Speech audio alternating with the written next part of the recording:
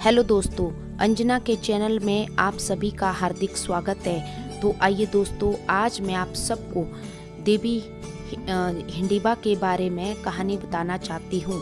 हिमाचल प्रदेश के कुल्लू में मनाली में स्थित हिडिंबा देवी का मंदिर है।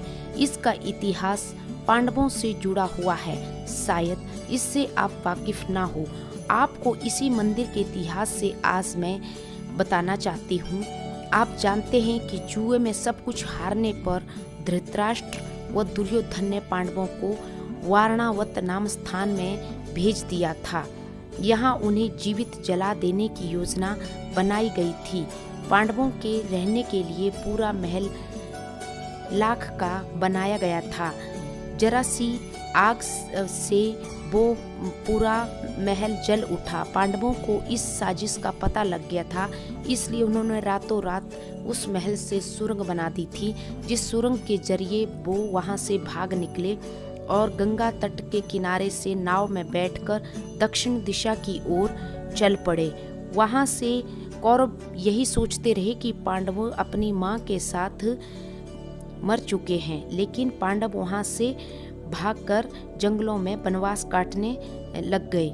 इसी दौरान जंगलों में चलते चलते वे एक राक्षस क्षेत्र में आ पहुंचे। सभी थके हुए थे, उन्हें प्यास भी लगी थी। महाबली भीम पानी लेने गए थे। जब वे पानी लेकर वापस आए तो क्या देखते हैं कि माता कुंती सहित सभी भाई थक कर जमीन पे सो चुके हैं। इस तरह अपनी माता और भाइयों को जंगल में जमीन पर सोते हुए देखकर भीम वहां पहरा देने लगे। उस जंगल में हिडिंब नाम का राक्षस अपनी बहन हिडिंबा सहित रहता था।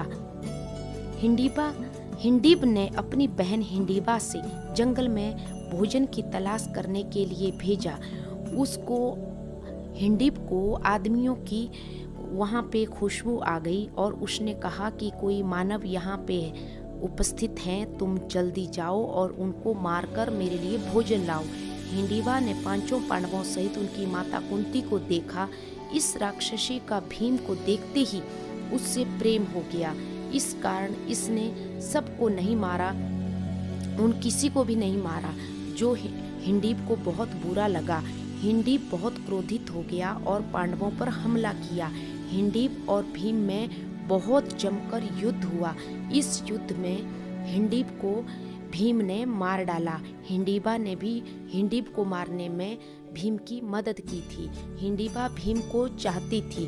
उसने भाई के मरने के बाद अपनी भीम को अपनी शादी के लिए कहा कि आप मेरे से विवाह कर दीजिए। भीम ने इस पर मना किया, लेकिन माता कुंती ने समझाया कि कोई बात नहीं, इसका इस दुनिया में कोई नहीं है। तो माता कुंती ने हिडिंबा का विवाह भीम से करवा दिया।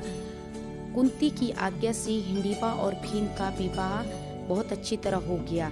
इन्हें घटोत्कच नामक पुत्र प्राप्त हुआ और 1 वर्ष तक वे हिडिंबा के पास ही रहे और बाद में उनको घटोत्कच नाम के एक पुत्र प्राप्त हुआ, जिसने महाभारत की लड़ाई में अत्यंत वीरता दिखाई थी।